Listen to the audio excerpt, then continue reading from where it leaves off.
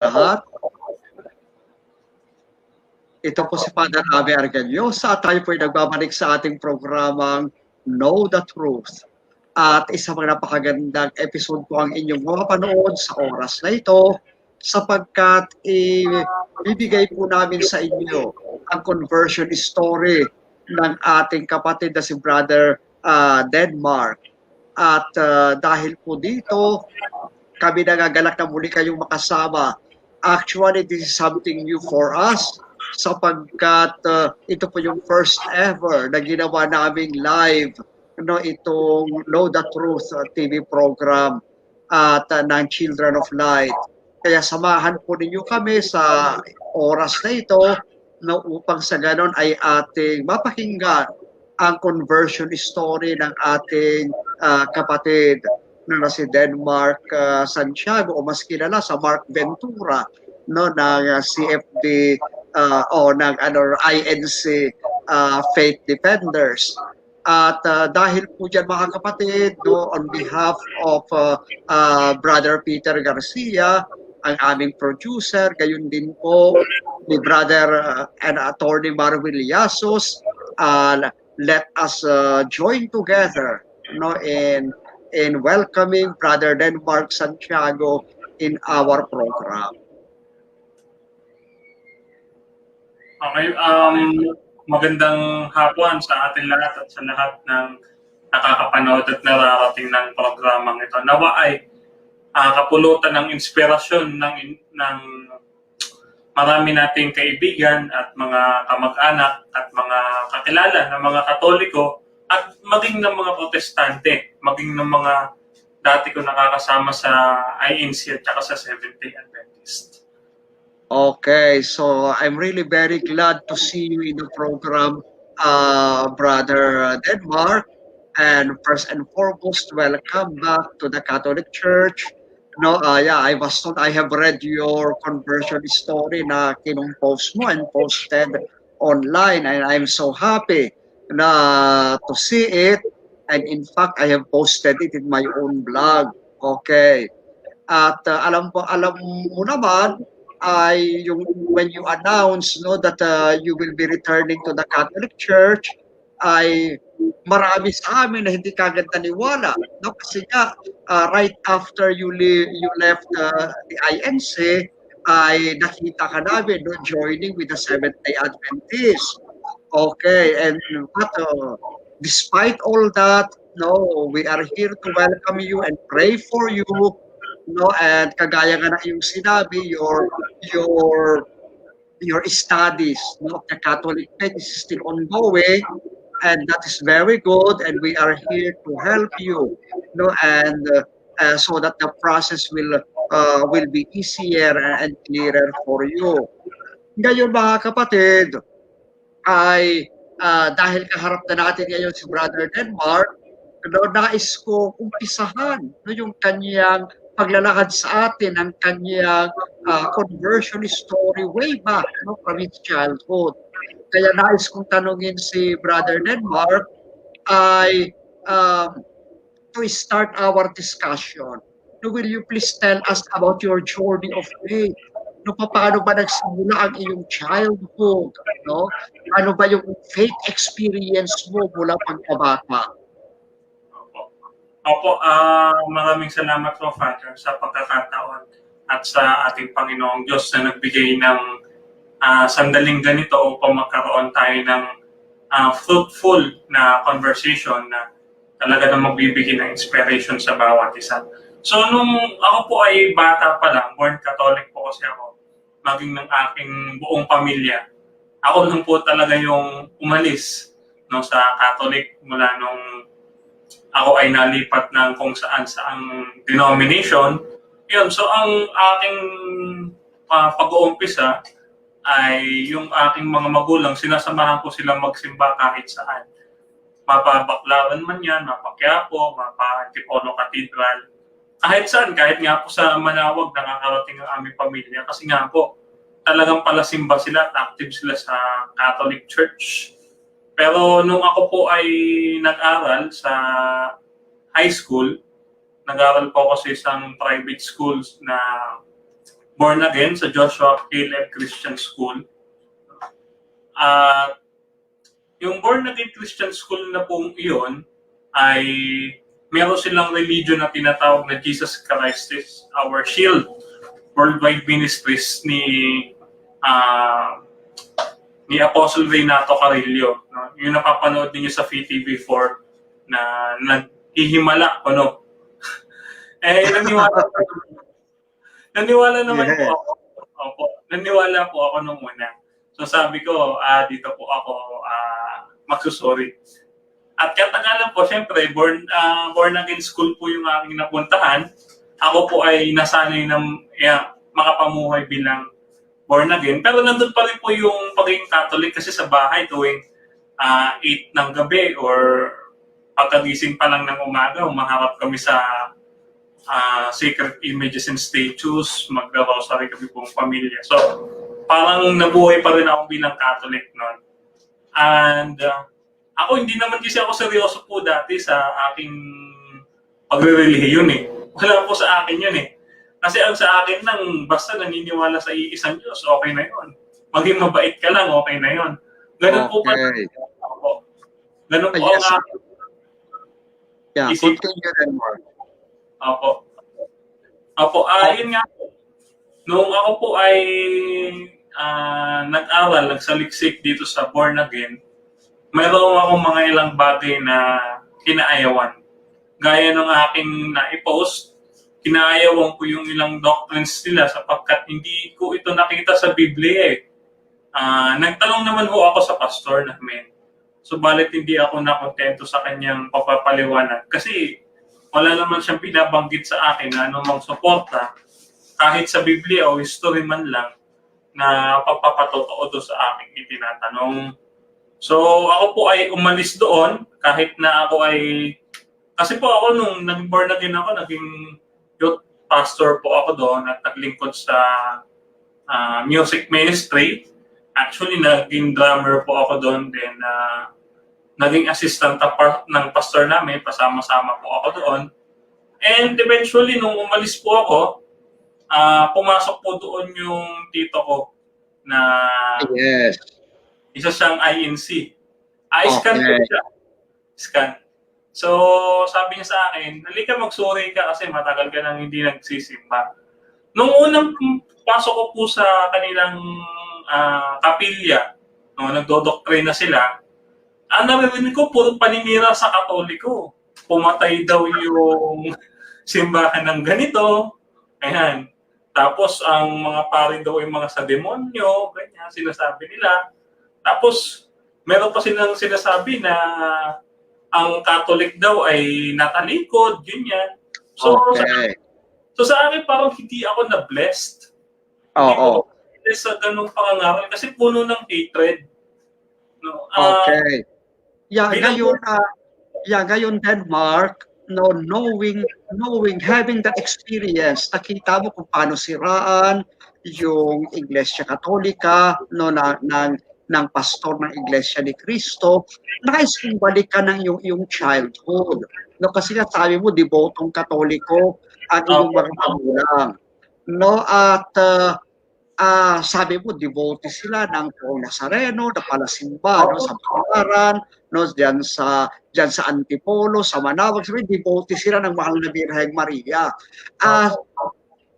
Sa palagay mo ba, yung kanilang pagmamahal sa Panginoong Hesukristo, no, bilang Poong Nazareno at pagmamahal nila sa Mahal na Birhen bilang ina ng ating Panginoong Hesus ay nagkaroon ng impluwensya sa kanilang pamumuhay at sa kung paano nila kayo pinalaki bilang anak, ikaw bilang anak, paano kanila minahal at pinalaki at paano ba sila naglingkod sa iyo bilang magulang, anong klaseng parents mayroon ka nung iyong kabataan? Siyempre alam ko po na nanonood yung aking mga magulang. Magandang hapon po sa inyo. Nagpaalam po ako. So, magandang hapon po. Nanay at tatay. Opo. Ito po, yung aking mga magulang ay pinalaki po akong maayos. Mga mababait po yan. Sa totoo lang po, mga maunawain. Praise the Lord. At mapag-alaga sa anak.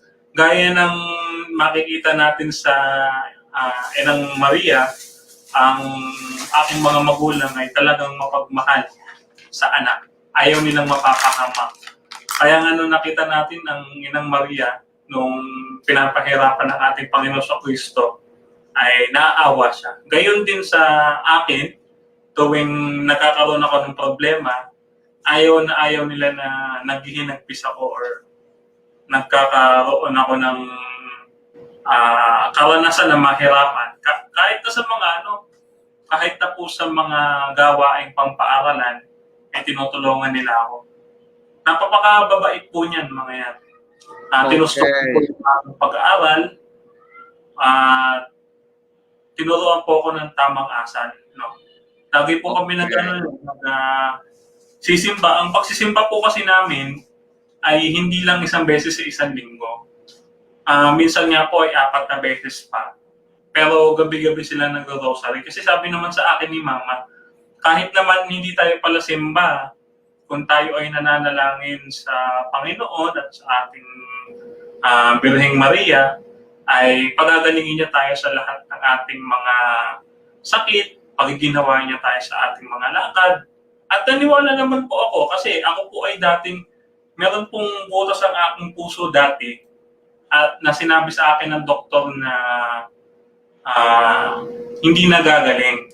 So lumapit ang mama ko doon sa Poong Nazareno. No? Lumapit po siya doon kasi kaya po day po nun eh. Lumapit po siya doon at nagpunas ng panyo sa paa ng Nazareno. Ang pananampalataya ng aking ina ay gaya nung lumapit kay Kristo eh. Yung mahawakan lang, gagaling na siya. So parang ganun yung pananampalataya ng aking ina. Nung ipinanalangin niya ako sa Panginoon, no? Pinanalangin niya ako. Sumunod na check up sa akin, nawala na siya. Sabi ng doktor na aagulan. Kasi hindi ka na inoperahan. Praise the Lord. Okay, napakaganda, no?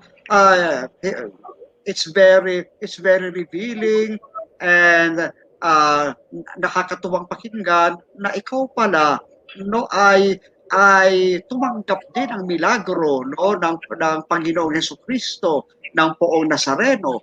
Alam niyo maraming mga tao sa atin na lumalapit sa Panginoong Nazareno at tumatanggap sila ng milagro at pagpapala.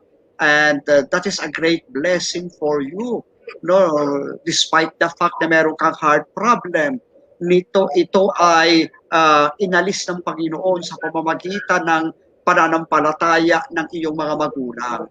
Ngayon din, Mark, nabanggit mo na ang inyong pamilya ay paladasal at palasimba. Bilang paladasal at palasimba, ay ikaw ba'y nagtutugo sa mga simbahan? May narinig ka ba na yung mga pare o mga bishops natin dyan sa Baclaran, sa Quiapo, sa Antipolo, sa Manawag, ay sinisiraan yung ibang religion?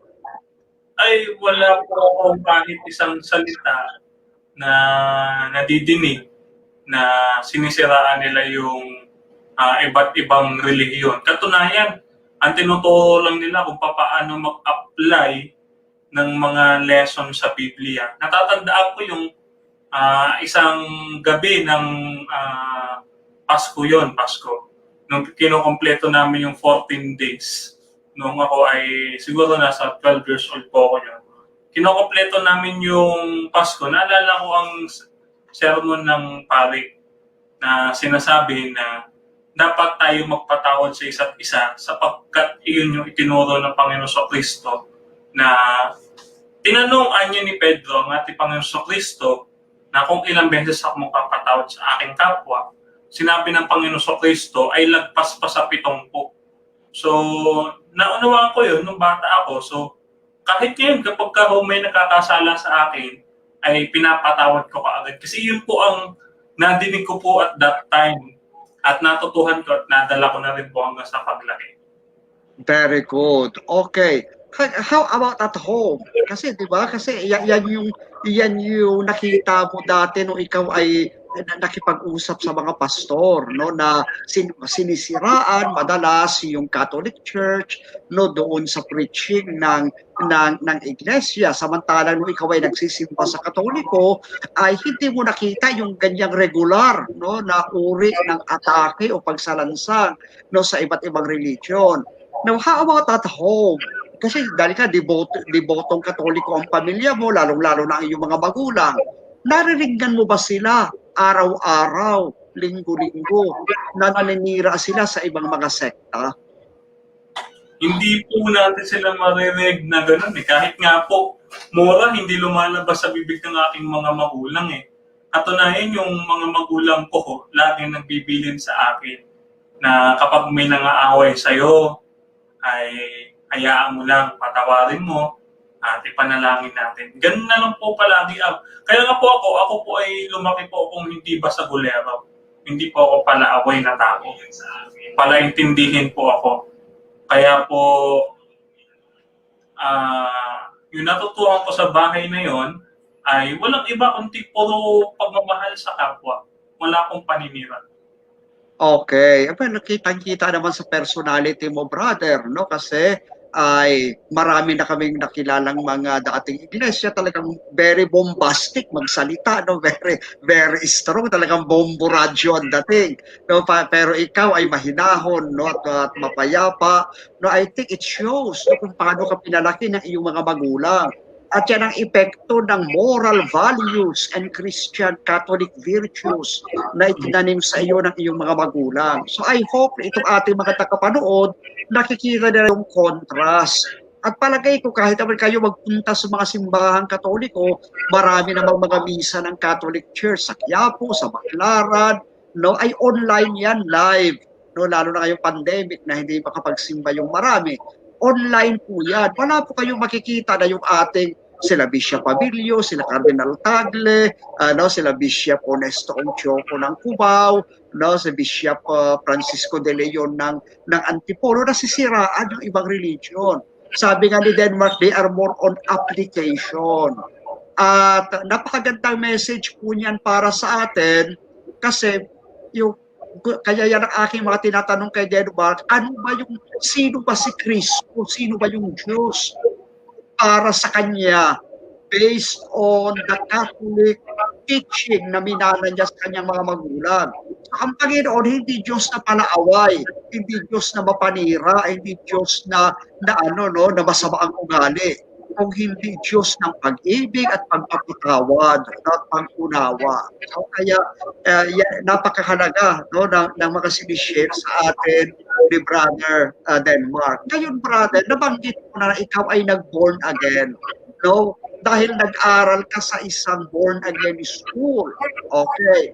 Ano naman na nangyari? Bakit sa dinami-dami ng school, may mga Catholic schools, may public schools, bakit born again school ka in-enroll ng iyong mga magulang? Opo, kasi po, yung aking mga magulang ay, sa totoo lamang, yung aking pag-aaral sa born again ay bunga lang po ng pagkakahirap ng aking mga magulang. Kasi may kakilala sila doon na malapit sa pastor na nagbigay sa akin o nagpahiram sa amin ng pera para ako ay makapag-aral. Kasi po ang aking mga magulang, sila po ay naghahanap buhay ng tindahan lang o sari-sari store na maliit. At magpapasalamat nga po ako sa Panginoon sapagkat kapagtapos sila ako ng pag-aaral. Yun nga po, napunta ako sa born again dahil po sa kahirapan ng buhay. Sa totoo lang, hindi ko po talaga gustong pumunta sa born again kasi unang-una, nung ako po ay Catholic, nung ako po ay nakakapanood sa TV, lalo na yung El Shaddai, ay talagang magulo sila yung panayang sayawan, panayang wala po kasi ako nakikitang solemnity doon sa kanilang ginagawa. So parang ayaw ko talaga po doon. Okay. Unang-una po sa lahat, napakaganda na iyong sinabi, kapatid na Denmark, dahil dahil ano naman dapat ikahiya doon, no? Halos lahat naman tayo ganyan, no? Pare-pareho naman tayo may hirap ang pinagmulang pamilya. No, pero sa tulong at awa ng Panginoon, nakakuha tayo ng scholarship, nakapag-aral. And we praise, no, and we are grateful to that born again school for helping a poor boy like you para makapag-aral na binigyan kanila ng scholarship. That is something that we appreciate also with our born again brothers and sisters. No, at syempre tayo mga Catholics, marami tayong works of charities, marami rin tayong scholarship program, but at the same time we also recognize the good in others, no, na sa ating educational system, no, kaantabay natin ang ating mga kapatid na born again sa pagbibigay ng scholarship sa mga mahihirap, no, sa pagtulong sa mga mahihirap. That is something na we have to appreciate. Pero I just want to correct you a little bit then, Mark. Ang El Shaddai is not born again. It's a Catholic charismatic movement. Kaya akala lang ng marami, no, it's not your fault kasi nga matagal kang nawala sa simbahang Katoliko, you thought na sila ay born again. Okay. Yan ay Catholic charismatic movement. Okay. Pero ganun talaga yung mga born again, mahilig sila sumayaw, kumanta. Okay. And as you've said, naging part ka ng music ministry. Now, I want to know, kumusta naman yung experience mo with the born again? Sabihin, nung nag-aaral ka pa doon, nung hindi ka pa born again, ikaw ba'y nakaranas ng discrimination? Inaway ka ba nila dahil hindi ka born again, katoliko ka? Talaga bang pinagsikapan ba nila, pre-proselytize ka ba para ma-convert, no? At maya ka, hindi ka ba sinabi ko dahil binibigyan ka namin ng scholarship, no? So, mag-born again ka na, sumama ka na sa amin. How was your experience in the school living with the born again classmates and teachers? Yes, Father. Mayroon talaga pong pagkakataon gaya ng selective of honors na alam naman po natin na nangyayari po ito with recognition or graduation.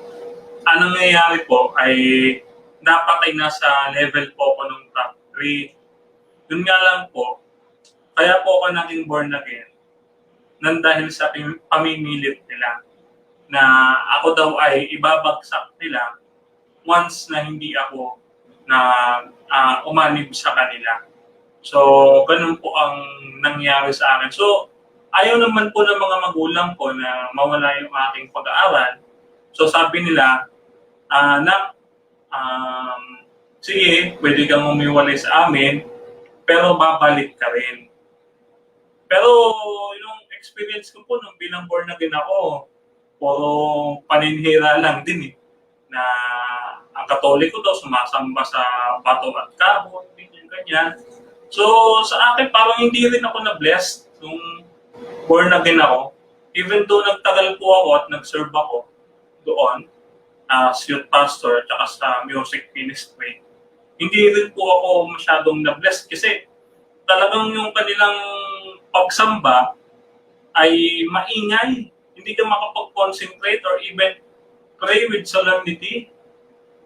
And ang kaibahan pa nito, mayroon silang paniniwala na outside of the Bible, which is yung 666 daw ay microchip, meron daw secret rapture.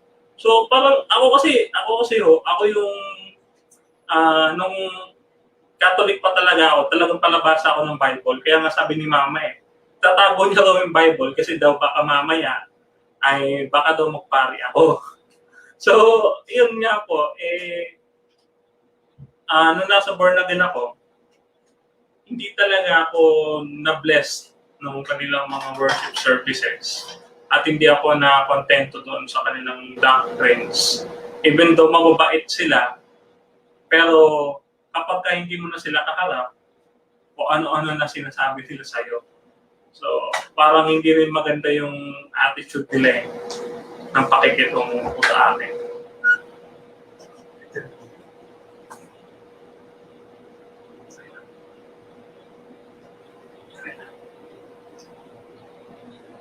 Yun nga po, yung nung born again ako, katunayan nung um, nag-aaral ako ng doctrines nila, nakita ko yung kaibahan sa Catholic at saka sa born again. Sa born again, ay hindi sila masyadong focused doon sa Trinity. Palagi sila kay Jesus. So nawawala yung dalawang person of the Trinity. Kasi po kahit nung pagdarasal namin sa Catholic, hindi po nawawala yung dalawang person ng Trinity. Nakafocus sila kay Jesus palagi. So parang anong nangyayari na itsapuera yung dalawang person of the Trinity. Then talagang pinag-compare ko, na pinag-aralan ko, and tinanong ko doon sa aming pastor na si Pastor Casimiro Miguelio kung bakit ganun kami sumamba. Yung maingay, yung may drums, may piano, may umiiyak, may tuma. Yung hindi mo maintindihan eh. Kasi mamaya-maya iiyak, mamaya-maya sasayaw, hindi mo maintindihan kung ano talaga yung gagawin. So, ako po talaga ay gulong-gulo at that time. At sa loob ng 4 years na yon, ay natutukan ko na parang hindi tama yung naging desisyon ko na umanib sa kanila. Siguro nga ako, mas pipiliin ko na mag-aral ako sa public Catholic school kaysa mag-aral ako sa private na yun. Kasi wala rin po nangyayari. Parang hindi ako nabibless. Okay. So yun nga po, yun nga Brother Denmark, no, pasensya na po sila at nagkaroon tayo ng signal interruption. No, nabanggit mo na dapat sana nasa top 3 ka, pero sinabihan ka nila na mawawala ka sa top 3 kapag ikaw ay hindi nag-born again. And so that is the reason why naging dahilan din yun ng iyong pag-transfer, no, dahil ayaw mawala ang iyong scholarship. Okay, that is very unfortunate. Alam po ninyo, marami akong mga kaibigang born again at dati rin akong chaplain ng school at marami naman sa aming mga kaibigang mga born again na schools, hindi naman sila namimilit. That's very unfortunate. Hindi po natin sinisiraan yung mga kapatid dating born again, baka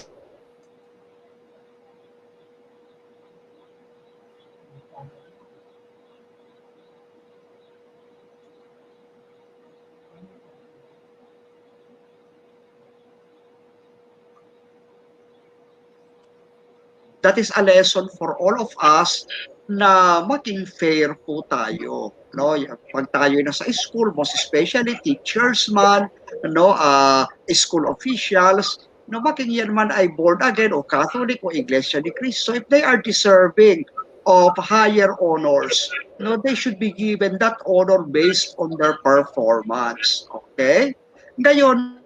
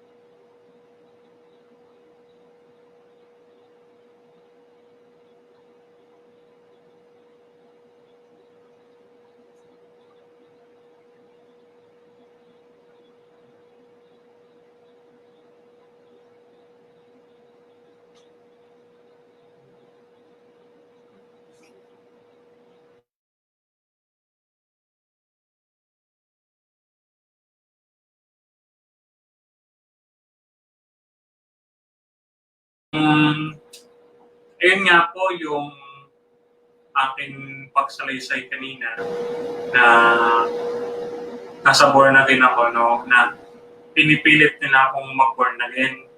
Kasi sa totoo lang, wala naman talaga po akong balak mag-born again.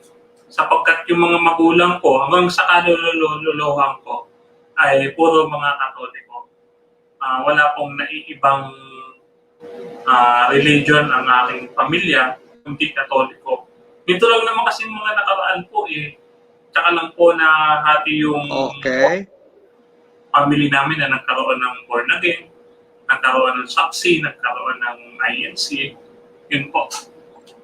Okay. Now, Brother Denmark, no nabanggit mo sa akin na nag-aral ka ng pagkapastor. So natapos mo ba yung iyong training ng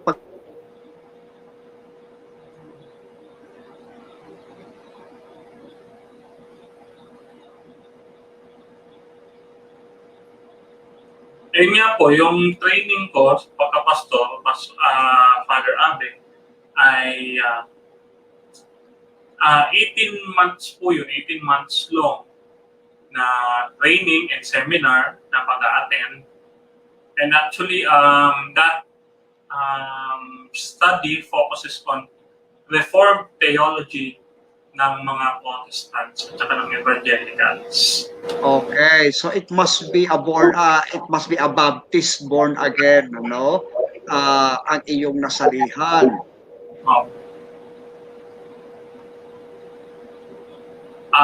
Opo, naniniwala sila doon sa eternal security or once saved, always saved na ligtas ka na daw nung napako ang ating Panginoon Kristo, ay ligtas ka na daw forever. Hindi ka na daw mawawala ng kaligtasan, no? Kahit tumalikod ka, kahit ano pang gawin mo, kahit pagpakamatay ka siguro, ay hindi mawawala yung kaligtasan mo. And hindi ko alam kung saan naka-based yun, yung aral nilang ganun na eternal security. Kasi gaya po niyan, may mga nagpapakamatay. Hindi naman po nakapagsisi sa kanilang kasalanan. Paano po kaya sila maliligtas po nun? Okay. So talagang isa yan talaga sa mga tenets ng Baptist theology, yung tinatawag nating once saved, always saved. Na alam naman natin na wala sa Biblia yung doktrina na iyan. Okay.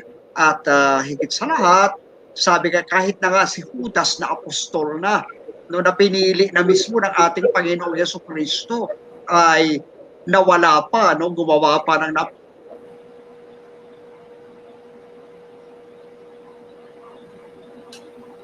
Oo nga po, ayun nga po ang isang halimbawa ng masasabi nating Arminianism.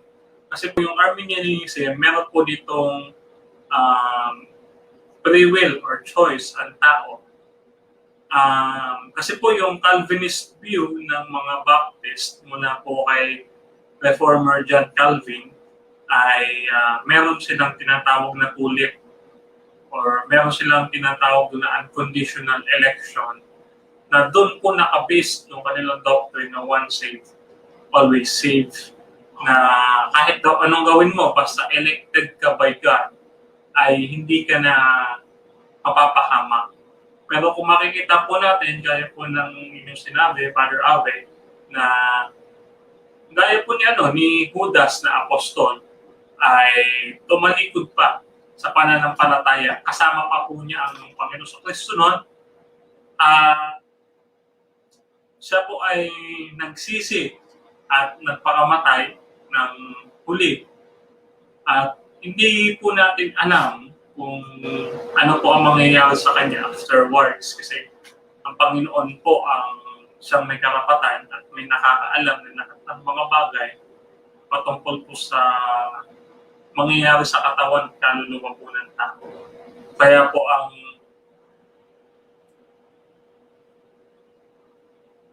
po nang malaman ko yung doctrine na yon, nagulat ako. And eventually, hindi ako naniwala. Kasi tumatalikod yung tao. Meron silang choice, meron silang free will na ibinigay ng Diyos. Kasi gaya ng sinabi niya kay Eva at Adan, kainin mo ito, tapos mayroon siyang sinasabi na huwag mo itong kainin. So parang binibigyan niya ng option yung tao sapagkat ito yung free will niya. Ito yung ibinigay niya na pagpipilian ng tao. At sinabi nga doon sa aklat ni Moses na papipiliin kayo ng Diyos ngayon, ito ba ay buhay o kamatayan o salot. So pinapili ni Moses ang bayang Israel ng pagkakataon. Parang choices po ito baga na ano ang pipiliin ng bayang Israel at that time. Okay. Yeah, that's really very nice. No, at, I'm so glad that you understand their doctrine, and at the same time nakita mo as early as possible kung ano yung mali sa doktrina na iyan. Most probably later we can discuss that as a separate topic, no, and we will have you as a guest, no, helping me explain.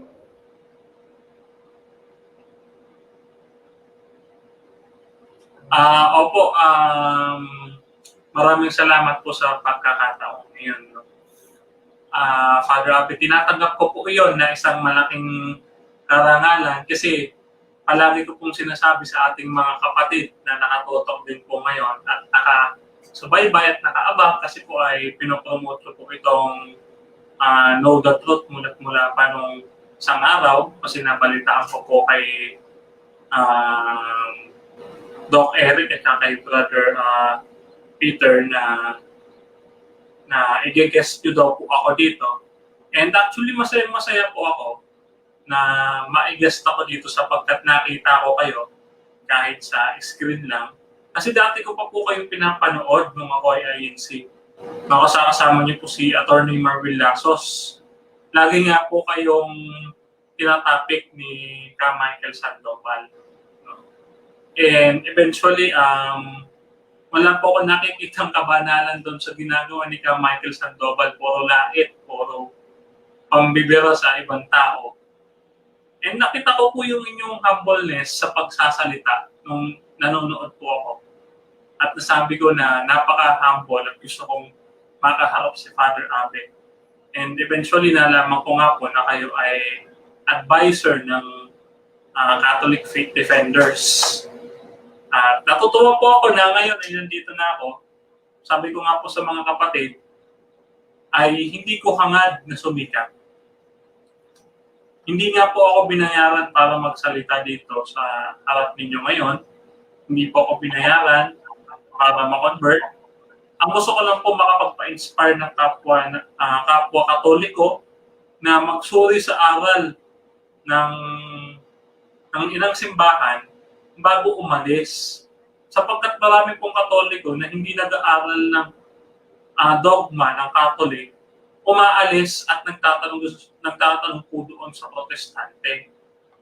Ang lagi ko po pinapaalala sa kanila, mula pa nung nagpasya akong lumipat ng Catholic, ang sabi ko, kapag may tanong kayo po sa inang simbahan, sa ating mga doktrina, hariyan po ang ating mga lay minister, mga pare, mga CFD, hanggang sa kabababa ang mga opisyal ng ating simbahan ay handang sumagot sa inyo bago kayo umalis, bago nyo i-consider. Kasi po ako po, nung umalis ako, nung nag-born again ako, ay wala akong masyado pong nalalaman sa doktrina ng Catholic. At ngayon nga po, ay na-realize ko na hindi tama na tayo ay umalis dito sa Catholic nang wala tayong nalalaman. Lalo na yung mga fundamental dogmas ng Catholic gaya ng Mariology, ng mga ilang bagay na tinatanong ng mga Protestante gaya ng Purgatory, Rosary at iba't iba pa, gaya ng mga sacred images and statues. Mayroon pong sagot ang Biblia or yung Katisismo o yung fundamental doctrine book ng Catholic Na actually, dala-dala ko po yung aking mga resources dito. Okay. That's so wonderful to hear, Brother Denmark. Ano? At pasensya ka na, yung aking signal ay on and off, no? At talagang napakahirap ng technology dito sa Pilipinas. Ngayon, brother, ang nais ko lang maitanong sa iyo, no? Ano ba yung nakahikayat sa iyo para mag-join sa iglesia? Kasi yung pamimintas sa larawan, no? Sinasamba daw natin yung mga rebulto.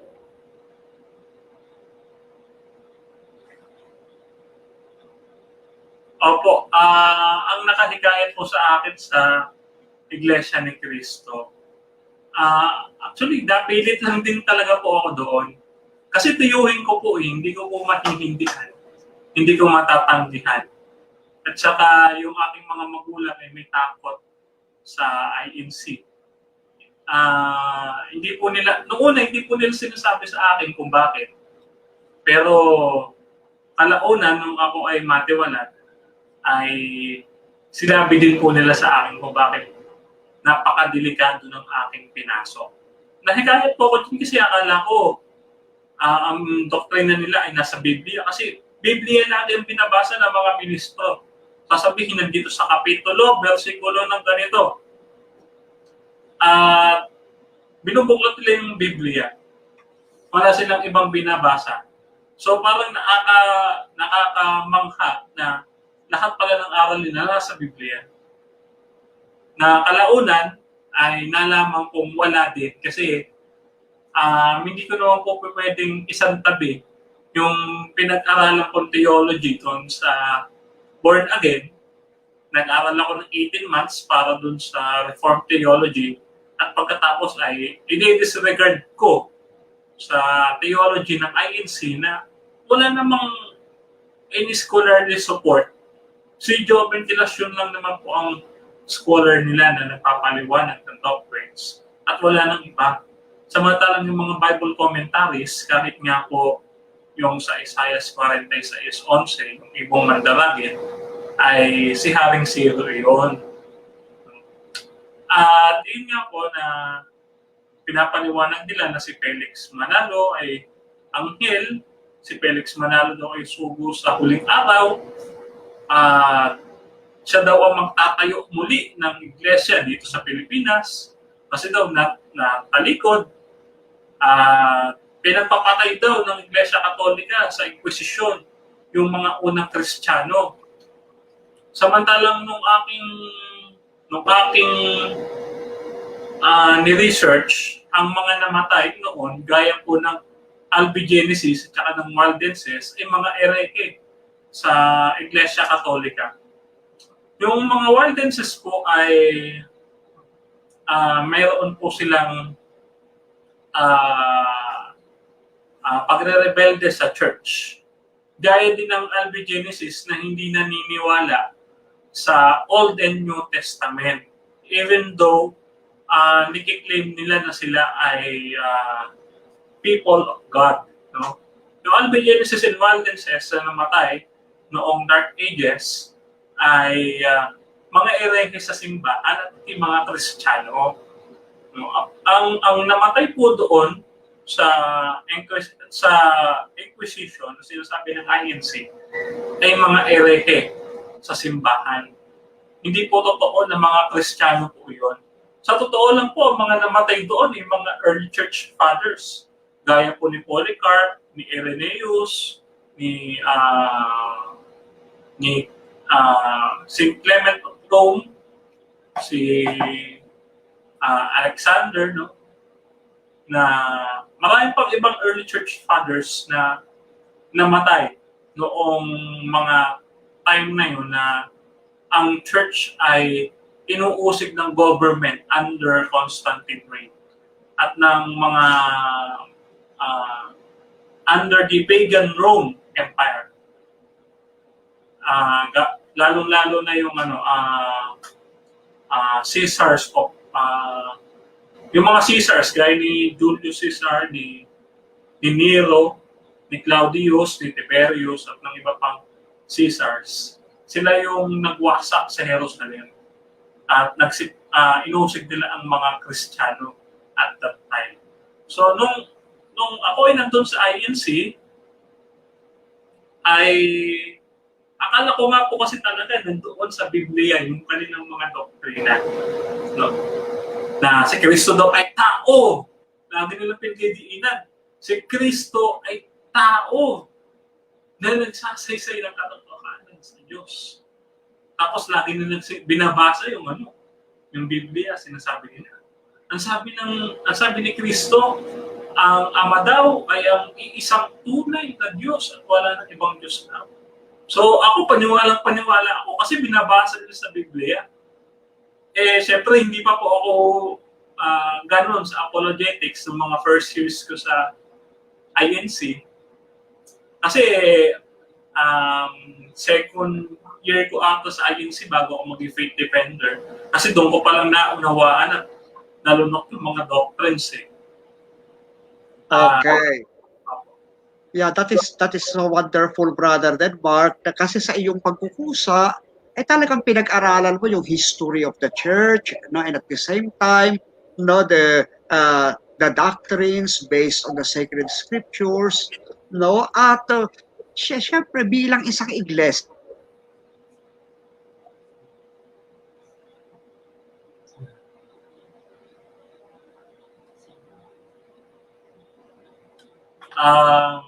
bilang isang INC noon, nabuhay ako ng palasimba palagi. Palasimba po ako palagi at minsan nahihirapan ako na kumuha ng pang-iaabuloy. Abuloy po kasi ang tawag namin doon sa offering. Pinang-aabuloy namin kasi may iba't iba pa po na mga pinagdadalhan ng pera.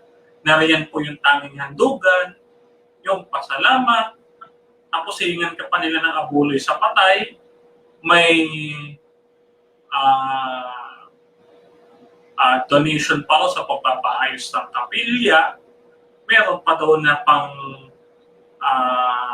aid for humanity, yung nagre-repack sila ng mga bigas, ng mga canned goods, ganyan.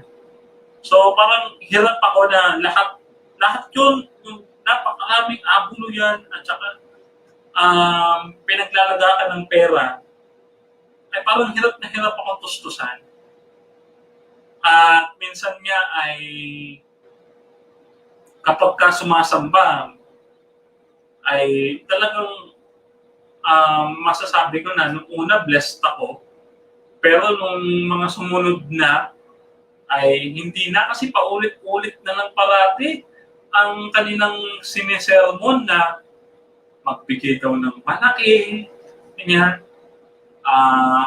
Parang umiikot na lang doon yung sermon sa pera na ginagamit nila yung Bible verses para hikayatin yung mga kapatid na lalong maghandog, na lalong mag-abuloy, magpakasipag magnagap, magtanging handugan. Parang ganun na lang palagi ang kanilang iniikot ng sermon.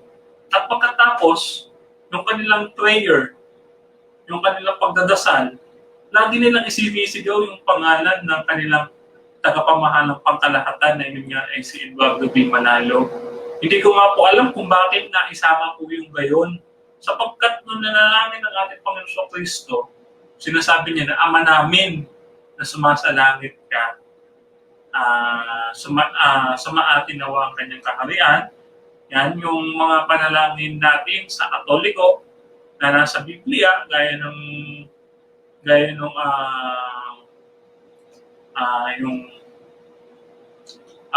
yung mga prayers natin kay Mary, no? Nandun po yun sa Bible, pero yung kanilang pananalangin doon kay Eduardo Manalo ay hindi ko po nabasa sa Biblia, wala akong biblical basis. Tapos sabay pagsisigawan nila na ipagtanggol nyo.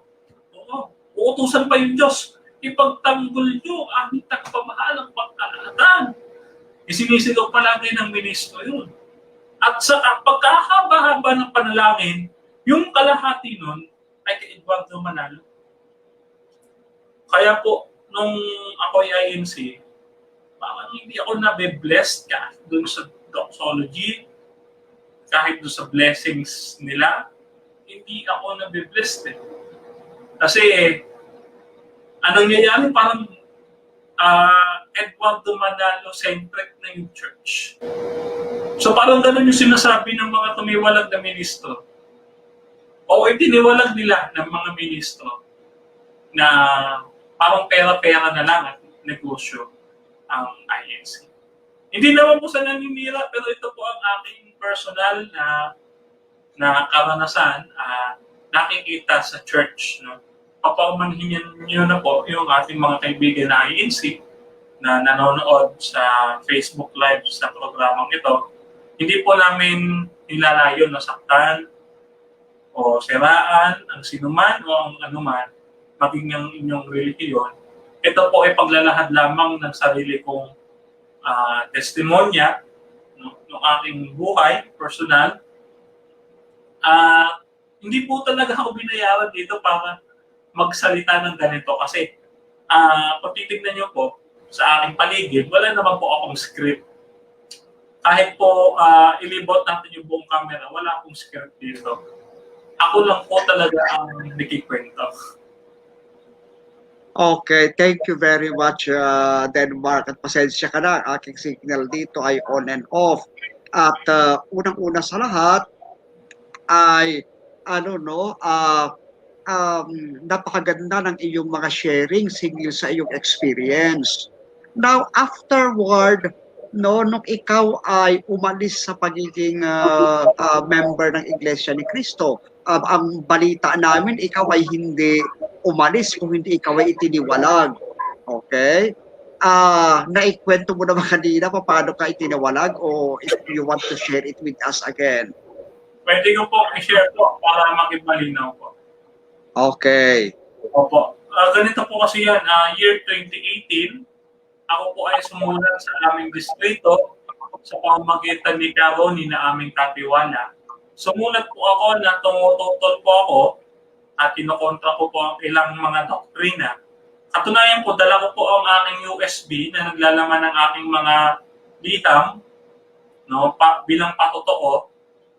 At pwede ko pong i-share sa inyo mamaya-maya po yung aking letter. No? Yung letter po yun ay binubuo po ng siguro tatlo o limang doktrina po na doktrina na aking tinututulan at that time. Kabilang na nga po din yung pagkasugo ng Felix Manalo at yung kanilang sinasabi patungkol sa Iglesia Katolika sapagkat yung mga sinasabi nila ay walang basihan sa history. No? Walang basihan na ang Papa sa Roma ay Antikristo. Kasi ako mismo nakikita ko ang Papa kapag lumilibot dito sa Pilipinas.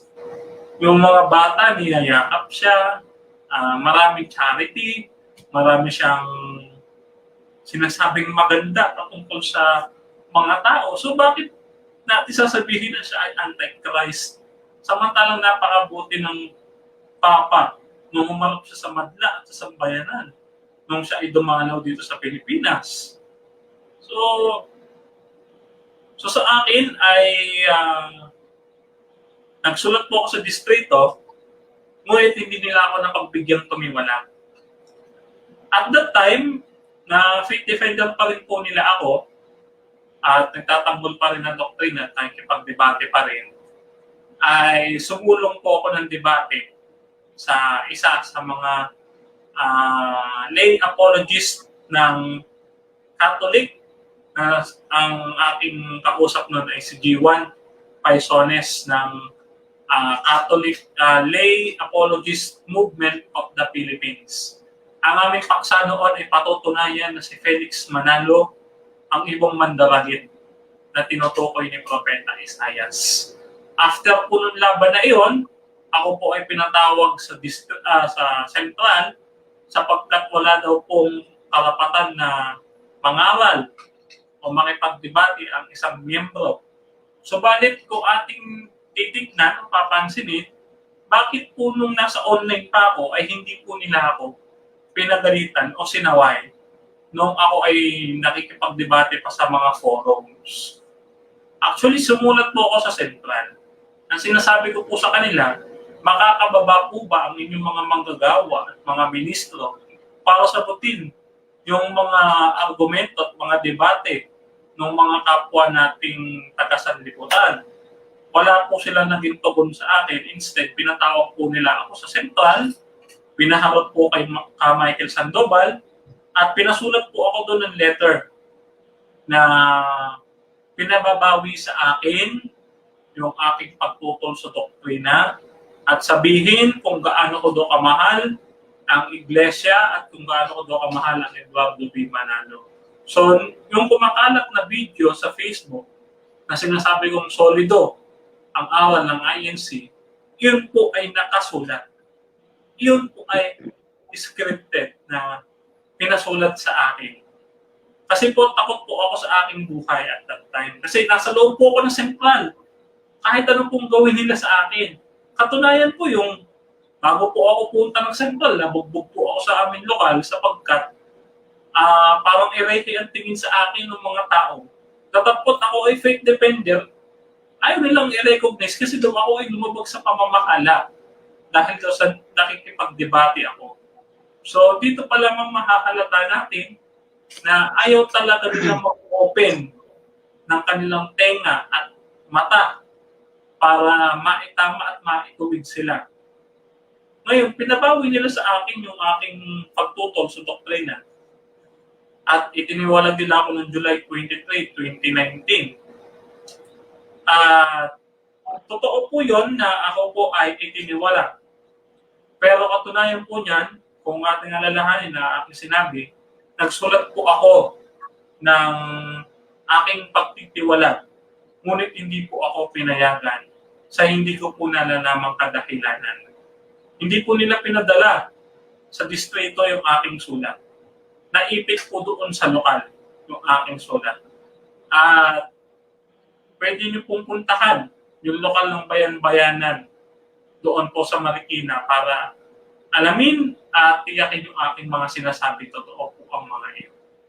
Okay, thank you very much, Brother Denmark. Unang-una sa lahat, no, nakakalungkot ang nangyari sa iyo. At, may kasabihan sa banal na kasulatan, where the Spirit of God is, there is freedom. No? Kung nasaan naroon ang Espiritu ng Diyos, kung nasaan naroon ang Diyos, dapat merong kalayaan. No? Hindi tayo parang mga alipin na nakatali. No, sa ating Santa Iglesia Katolika, no, as much as possible, we admonish our lay faithful to study the faith. You are free to buy the Bible in whatever bookstore you want, or you are free to read it in as much as you want. No, ang hinihiling lang ng ating Santa Iglesia, dapat pag-aralan natin ang banal na kasulatan ayon sa guidance ng ating simbahan. But as regards sa history, you can study history, you can know the truth on your own. No, because tayo ay malaya na alamin ang katotohanan. And at the same time, if ever you have questions on matters of the faith, no, there are a lot of Catholic teachers who will be explaining to you the biblical foundation, historical foundation, philosophical at theological foundation ng ating pananampalataya. No, kaya sa dyan po ninyo makikita, mga kapatid, yung kaibahan natin. No? Hindi po ganyan yung ating sistema. Hindi po, kagaya ka ng sabi ni Brother Denmark kanina, hindi po tayo nandito para manira sa kanila. No? And hindi po tayo nandito para mang-atake ng tao. But, ang nandito tayo para ipresenta sa inyo ang katotohanan. Ito yung system nila na pag hindi ka sumunod, kinakailangan yung sasabihin mo lang, no, kung ano yung gustong ipasabi sa iyo, at pagkatapos ay pinagbabawalan yung mga tagasunod na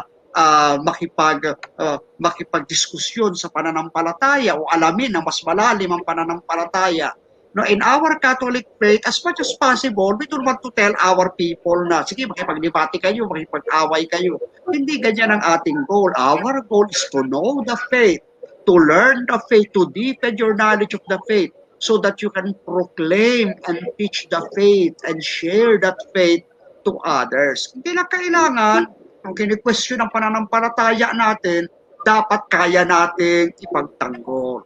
Ngayon, Brother Denmark, no, knowing that you are a Catholic from childhood, tapos nanggaling ka na sa born again, nanggaling ka pa rin sa iglesia, ikaw ay tiniwalag nila. Ano ang nangyari? Bakit na instead na magbalik ka na sa Santa Iglesia Katolika ay mas pinili mong mag-join sa Seventh-day Adventist? Opo. Kasi po, katulad po ng aking sinabi sa aking mga kasamahan, ang Protestant po ay punong-puno ng pride. Totoo lang. Pagdating po sa pride, talagang paninindiganan namin hanggat walang nakaka-counter at walang masasabi natin walang rebuttal Catholic Church pagdating doon sa mga issues na binabato ng mga Protestante, ay hindi kami titigil to proclaim that the Apostate Church or the Catholic Church ka daw ay i-expose namin. So parang punong-puno ng pride and hatred itong Protestantism. So nung ako po ay umalis sa INC, ako po ay naimbitahan sa Novaliches Seventh-day Adventist Church para doon po magsuri sa kanila. Katunayan po ay nagkaroon po ako ng debate sa Seventh-day Adventist Church bago po ako umalis sa INC. And doon po ako nila nakikaya. No? Napatunayan nila sa akin na si Kristo ay tunay na Diyos. At mula doon ay nag-aral ako ng kanilang doktrina. So balit katagalan, gaya nitong taon na ito, yung quarantine, it seems to be like parang blessings in disguise kasi nakapag-aral ako. Kasi in-advise nila ako na bumalik sa pag-aaral ng mga doktrina para ma-refresh sa akin. Kasi nga may mga tanong ako sa doktrina namin. So nag-refresh ako ng pag-aaral sa doctrines namin. Ang kalaunan, ang ipinakita sa akin ng Panginoon, instead na ipakita sa akin ng Panginoon na i-defend po ito, na magpatuloy ka dito. Hindi Hindi gano'n na nangyari. Ang nakita ko po yung malaking problema sa Adventist theology pagdating na kay Ellen White. Na si Ellen White ay napakaraming contradictions, meron siyang plagiarism, meron siyang false teaching and prophecies, and meron siyang mental illness or disorder mula nung mabato siya doon sa kanyang childhood. No? So, sa akin, ang pinaka-foundation ng aking pag-alis sa Seventh-day Adventist Church ay yung talagang aral ni Ginang Ellen White, lalong-lalo na dun sa kanyang Camden Vision noong 1851 at yung mga shut door statements niya na ang mundo daw, after noong 1844 na closing of the world on 1844, ay wala na daw pag-asa yung buong mundo sapagkat sinarado na ng Diyos ang pintuan ng awa para sa mga tao. So wala nang genuine converts na mangyayari. So, anong nangyari? Parang in-close ni Ellen White na maliligtas lang yung nasa 1844 movement at yung ibang Adventist ay hindi na.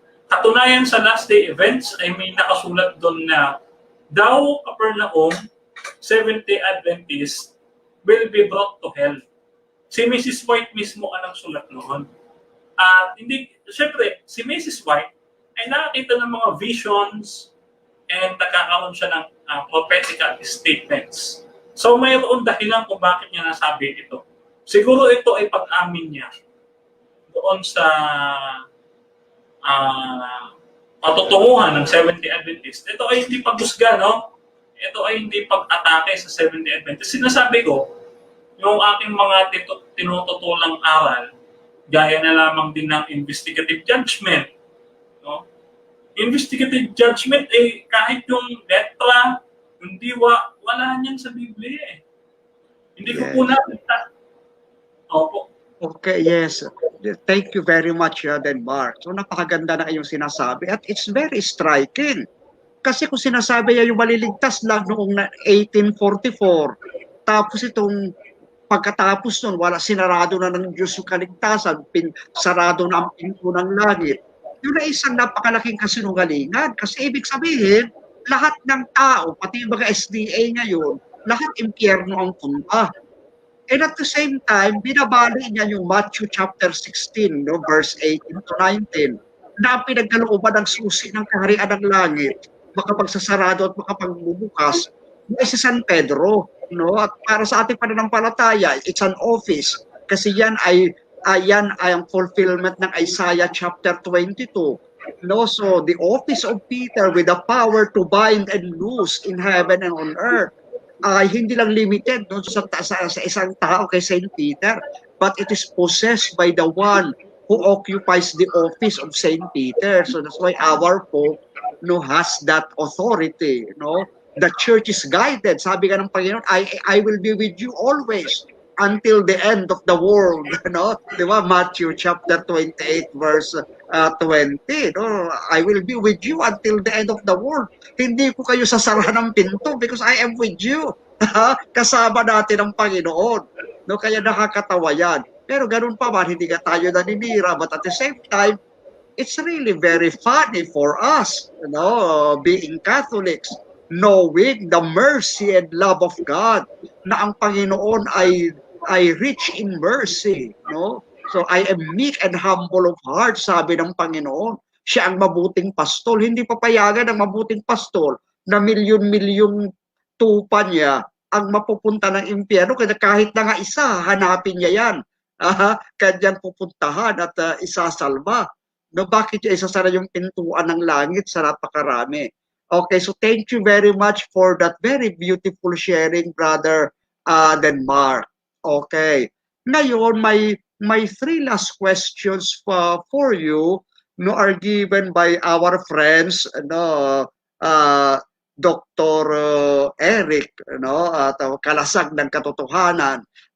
Most probably is your friend in FB. So sabi niya, sa pagbalik mo sa Iglesia Katolika, masasabi mo bang ngayon you really know the truth? Kasi nanggaling ka ng born again, you stayed there for 4 years. Nanggaling ka ng Iglesia ni Manalo, Iglesia ni Cristo, you stayed there for 4 years. And then you stayed with the Seventh-day Adventists for 1 year. Ngayon ba, can you tell deep in your heart that you know the truth already?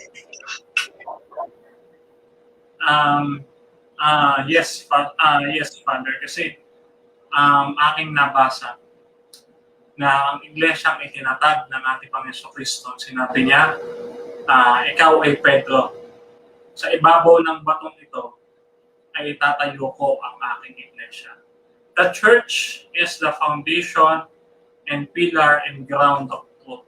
Doon niya sa 1 Timothy 3:15 na sinasabi ni Apostle Paul. So, itong church na to ay pinamumunuan ni Apostle Peter. And I am convinced na ang Catholic places its beginning back to the apostles na inaral ko yung papal primacy na nag-umpisa kay Peter, na si Peter lagi yung sinisingle out niya, lalo na yung sinabi niya na Pedro o anak ni Simon ay pakanin mo ang aking mga tupa. Ibig sabihin ay ninanais sa Panginoon Kristo na si Apostle Peter or the first pope of the Catholic Church na humalili sa kanya para alagaan ang kanyang tupa at pakanin. Ibig po sabihin ng pakanin ay ayun niya, pamahalaan, pangunahan niya ang mga tupa. So wala nang ibang church o simbahang mako-connect natin sa mga apostles kundi ang Catholic Church. So naniniwala po ako na I discovered the truth in Roman Catholic Church today.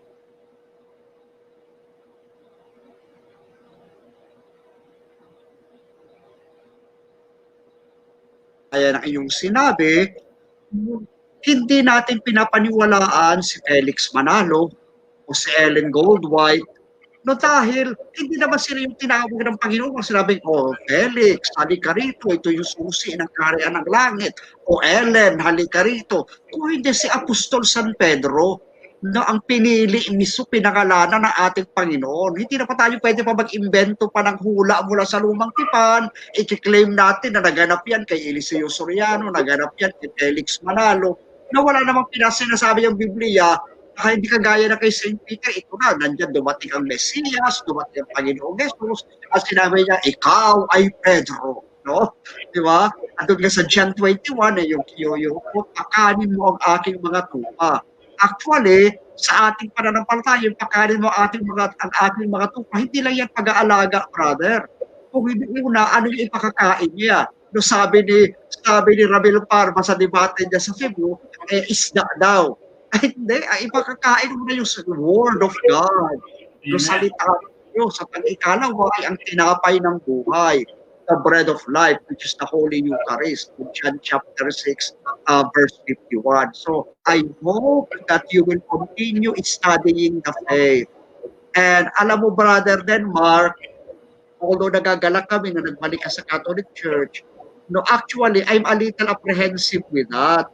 Kasi kami mga pare, pag kami ay nilapitan for conversion, hindi automatic converted ka na agad. No, dadaan ka sa process na tinatawag na RCIA, yung adult catechism. Tuturuan ka muna, aaralan ka muna. Kasi ang goal natin, hindi po manghikayat mang-aki na mag-akay, paramihan ng member. Although 1.3 billion tayong Catholics, no? But at the same time, hindi lang ang goal natin, no, parang politiko na akay lang ng akay, but rather kinakailangan ay solid foundation. Kinakailangan ng masusing pag-aaral. Kinakailangan you have to learn the faith and you must be guided, no? Kasi at lalo na sa kagaya mo, I hope you will find a priest, hope Father Darwin or Father Fran or myself can truly guide you. Kasi you should know, marunong ka na sa Biblia, you study the history of the church, but you should know also the deeper Catholic catechesis, no? At how to apply Catholic philosophy, into your biblical interpretation, at ano yung theological significations ng bawat doktrina ng simbahan. I hope this will be a process. Huwag mo padaliin. Just enjoy it and go deeper into your knowledge of the faith. And on my part, I am very willing to help you and guide you on this. Kasi ayoko matulad ka sa ibang mga converts, na ang alam lang quotations sa Bible, walang foundation, magiging mababaw ang iyong pundasyon. And at the same time, merong iba naman, they keep on quoting, the books of the church, but they do not understand what it means, distorted ang understanding ng faith. So I hope that you will balance, sa kagaya ka ng sabi mo sa iyong conversion, it must be the sacred scripture with the sacred tradition guided by the magisterium of the church. Yung magisterium natin, yan ay ang Santo Papa at ang mga bishops in communion with him. And to unite us with the bishops and the Pope, the priests are there, as official teachers of the faith. Okay? At lalo na ngayon, maraming mga Catholics who wants to befriend you, so make it sure that the teachings and doctrinal interpretations that you will get, is correct, and properly in fidelity to the teachings of the church. Okay? Otherwise, you can become a Catholic, pero ang knowledge mo ng pananampalataya ay pwedeng maging ampaw. Walang malalim na pundasyon. You are an intelligent young man, nagsasaliksik ka with sincerity of heart, and we owe you to guide you properly and deeply into the true faith. And the Catholic faith defenders are here, no, to guide you with that. Now, next question, ngayong ikaw ay nagbalik na sa Katoliko o noon pang nasa SDA ka, nakaranas ka ba ng persecutions, no, coming from mga dating kaibigan mo sa Iglesia ni Cristo? O how about sa SDA, hindi ba sila galit sa iyo dahil nagbalik ka sa Santa Iglesia Katolika? Wala bang nananakot sa iyo? Kasi meron kami mga ibang mga kaibigan na nanggaling sa INC, no, natatakot sila, no, kasi their life is in danger daw. I hope your life is not in danger. Wala bang threat sa buhay mo?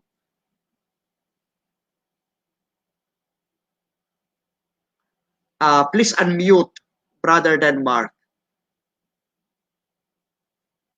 Ayun nga po, yung natiwala po ako sa INC, doon po ako nagkaroon ng threat sa buhay ko.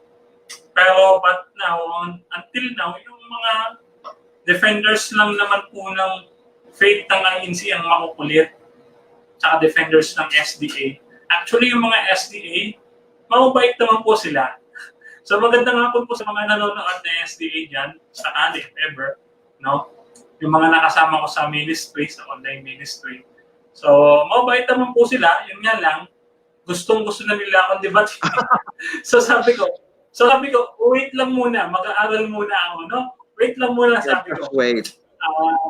Sabi ko nga po lalo na kay Brother Paul, doon sa Antipolo, yung CFD chapter doon. Sabi ko, I am willing to be learned, willing akong mag-training, mag-seminar, at gustong-gusto kong tinuturuan po ako. Ako po kasi yung tao na kapag ka hindi mo ko tinuruan ko, kulitin kita. Kasi nga po, ako po talaga ay nagsasaliksik ng katotohanan. So, mula pa lang, gusto kong mabura yung 9 years ko sa Protestantism. Pinagsisisihan ko nga siya actually. Kasi nabura lahat, no, kahit nga yung mga prayers sa Catholic na kalimutan ko kasi nga dahil sa Protestantism. And yun nga, mga mababait naman ng mga SDA, yung mga INC lang talaga. So, hello sa mga kaibigan nating INC. Peace po tayo, no? Nagsasabi lang po kami ng katotohanan at nawa, mag-ari sa atin yung kapayapaan. Okay, that's really very nice. And we congratulate our brothers and sisters sa SDA, sa Seventh-day Adventist, kasi nga they are very peaceful, and at the same time they respected your decision. I think epekto din yan kasi nga they believe in the Holy Trinity, no? They believe that Jesus is God, no? So dahil siya knowing Jesus as the Lord, no, and God, no, it affects also their attitude, no, that they are more peaceful and more accepting. Okay, but if ever, for instance, they want some exchanges, I advise you, wag mong madaliin. Tama ka. Wag mong madaliin. Study first. Deepen your faith first. And study more. And by doing so, you will be ready, for that. Okay? And we will be here, to guide you. Okay? And I hope huwag mo rin sabog-sabog ang iyong gawing pag-aaral kasi baka mamaya napakadaming tao na gustong magturo sa iyo. Kaya iba-iba yung papasok sa iyo at mapraning ka niyan. No? Kaya you should have a focus. Okay? Study the faith piece by piece, line by line. No? Stages per stages. By doing so, you will grow in faith. Okay? And you will grow in understanding ng Catholic philosophy and theology, tsaka ng moral teachings of the Church. Okay, panghuling katanungan, Brother Denmark, panghuling katanungan. I just want to know, and Dr. Eric wants to know, and all of us wants to know, ano ang reaction ng iyong mga magulang nung sinabi mo sa kanila na you are returning to the Catholic Church? Actually, yung aming mga magulang, naluluha sila at naiiyak. Sabi nila, mabuti nagbalik ka kasi yung ating mga lahi ay talagang galing sa Catholic. Namuhay sila bilang Catholic at nakita mo naman kung paano sila mamuhay. Wala silang mga kaaway, wala silang mga kagalit, kaya pa silang namumuhay at punong-puno ng grasya ang Panginoon sa kanila. Kahit na naghihikaw sa buhay ay nakakakain 3 beses sa isang araw.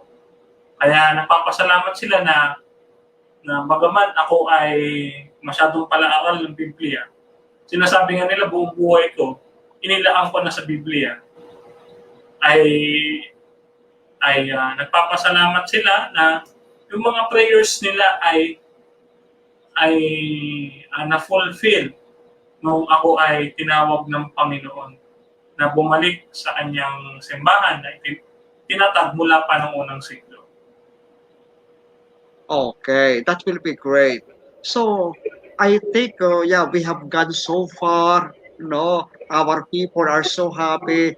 Anyway, this is not the first time that we will invite you here with us as our guest. And we just want you to know that we are so happy by your decision. We are praying for you, no, and at the same time, no, the journey is not yet over, Denmark. Okay, this is just the first step. Okay, because ang simbahan natin hindi nagmamadali sa process, no, and at the same time, no, we have to make it sure that this is not policy feelings, but rather talagang solid conviction on your part, no, and so, no, on I want to guide you, no, to the proper procedure, no, of reversion into the Catholic Church, no, like the RCIA program. You will be catechized, you will study the sacred scripture in the perspective of the church. And at the same time, let us also pray for your friends, in the born again, your friends in the INC, your friends in the SDA, so that they too, through the guidance and power of the Holy Spirit, that they will also be able to see the truth of the Catholic faith. That they will be able to to open their minds, to the history of the church, and at the same time to the not to be deceived, by false teachers who just appeared in recent times. So, sabi, lilitaw daw sa mga huling panahon ang mga bulaang propeta. No, ang simbahang Katoliko natin hindi lumitaw sa mga huling panahon. Sinaunang panahon pa. Okay? So kaya we belong to the Church of Rome na sinulatan ni St. Paul, nung napinuntahan nila St. Paul at nila St. Mark, nila St. Peter and all the other apostles. We belong to the Church of Rome, beloved by God, called to be saints, famous because their faith is known all over the world. So once again, congratulations, Brother Denmark, and God bless you. And we are so happy for your coming back to the church, and we bless and pray for your parents. For sure, ang iyong conversion back to the church ay hindi bunga ng anumang diskurso ng kahit na sinong Catholic apologist, kung hindi ito ay dahil sa epekto ng panalangin ng iyong ina, ng iyong pamilya, na patuloy na nanalangin ng rosaryo gabi-gabi, na mamanata sa Quiapo at sa Baclaran at sa Antipolo para sa iyo. Okay? So now, before we close our program, do you want to give your final message to our Catholic faith defenders all over the world, for your conversion? Okay, maraming salamat po sa pagkakataon. Mga fellow namin Catholics, ako po ay bilang isang protestante noon, ay magsasalita po ako sa way na madali ninyong maunawaan. May kapatid po na nag-message sa akin kaninang umaga, isang Catholic siya, na nagre-review ng ating doctrines sapagkat nahihikayat daw siya ng ibang sekta. Naisipan niya na mag-aral ng doctrines natin para hindi naman one-sided ang pag-aaral. Ganun po ang sa akin. Nagkaroon po ako ng hindi biased na pag-aaral. Yung patas. Hindi yung sasabihin, ito ang part ng SDA, ito yung part ng INC, but without knowing the doctrine of the Church, ng Roman Catholic Church, o yung side, ay magiging biased yung inyong pag-aaral. No? Kaya nga yung aking conversion ay nagsimula doon sa pag-alam ko sa sacredness of Sunday. Kasi lagi nila sinasabi na Sunday keepers will be not saved. Na sila lang maliligtas mga Sabbath keepers. May impyerno yung mga may tapat ng hayop. Ayun ang sinasabi nila. So sa akin, yung mga kamag-anak ko, mga kaibigan ko, hindi naman ako papayag na gano'n. Na sila mapupunta sa impyerno tapos ako nandoon ako sa langit. Opo, so hindi po ako papayag. So inalam ko po yung history ng Sunday, and if Sabbath is still recommendable for Christians, no? And actually meron akong pinublish na article nandiyan po sa aking Facebook na kung bakit pumupunta si Apostle Paul sa sinagoga, yun po ay to encourage the Jews to come out from Judaism para pumunta sa Christianity into the new covenant of God, which is the Sunday, na resurrection ng ating Panginoon Kristo. Ito yung new creation. That's very true. Ayun ay rest natin mula sa kasalanan kasi tinubos ng Panginoon ng ating mga kasalanan. Ganun siya kabuti. So kung babalik tayo doon sa Old Covenant, bumabalik tayo sa pagkakaalipin. Ang ating Panginoon Kristo pinalaya tayo sa kasalanan. Di ba napakaganda ng New Covenant ng ating Panginoon? So ako naging patas ako sa pag-aaral. Gusto ko po na ako bilang pagbalik ko sa Roman Catholic Church ay ma-inform ang bawat Katoliko at ma-reach nito ang bawat Katoliko na bago sila makinig sa INC, sa Born Again, sa SDA, kay Kibuloy, kay Soriano, at kung kani-kanino pa, no? Ay alamin muna nila yung doctrines ng church. Kasi ako po, personally, sising-sisi ako na hindi ko inalam ang side ng church at naging biased ako. And for 9 years, ay naging si Saul ako, pinipersecute ko yung church ng ating Panginoong Kristo. Kaya sana po, Amen. maging Amen malinaw, and praise the Lord. maging malinaw po sa ating lahat na ang ating pag-aaral ay kailangan patas. Hindi po Amen. one-sided. Hindi kung ano yung sinasabi ng ministro, ito na to. Huwag tayo ano. Ang lagi natin titignan ang ating Panginoon Kristo. Kaya po ang palagi natin isipin. Ang ating Panginoon Kristo, ang sabi niya, gaya ng pagtaas ni Moses sa kanyang tungkod at pinagaling sila sa pamamagitan ng ahas na rebulto, ay gayon din sila, pag tumingin sila sa ating Panginoon Kristo, ay gagaling sila mula sa kanilang mga kasalanan. Tumingin lang po tayo sa ating Panginoon Kristo, at kapag nakita nyo na ang ating Panginoon Kristo, makikita nyo na ang simbahang itinayo niya, nakaibabaw kay Pedro, na siyang kauna-unahang leader ng kanyang simbahan. Okay.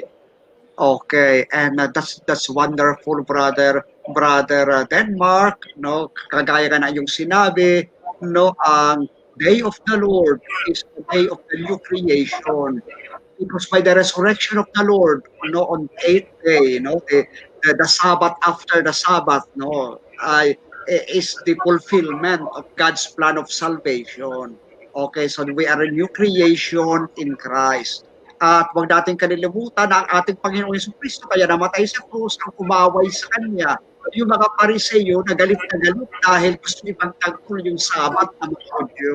Di ba? Sila itong laging pro-Sabat ng pro-Sabat. Okay. Tayong Katoliko, hindi natin inabando ng Sabat. Because in fact, every Saturday, we are resting. Lahat na ng mga Catholic offices is full sarado pag Saturday. However, we do the Eucharist, not on Saturday, but on Sunday, because it is the day of the resurrection of the Lord. Okay. With the tuwing appearance ng risen Christ is always on the first day, together with the apostles, and then he was breaking bread with them. He is celebrating the Holy Mass for them. Anyway, we will discuss all this, Brother Mark, and so happy to meet you, and so happy to see you. It's very unfortunate that we cannot yet meet in person, but soon, once this pandemic is over, we will meet together and celebrate your return to the church, in a more a grander way. And so, once again, I advise you to go into the process of RCIA, so that at the end of the process, you will be given your confession, and during the Easter Mass of the church, on Easter Vigil, you can recite the creed, and then it will be your official and formal return to the Catholic Church. Although by heart and by faith, you are already Catholic, because you have it with you.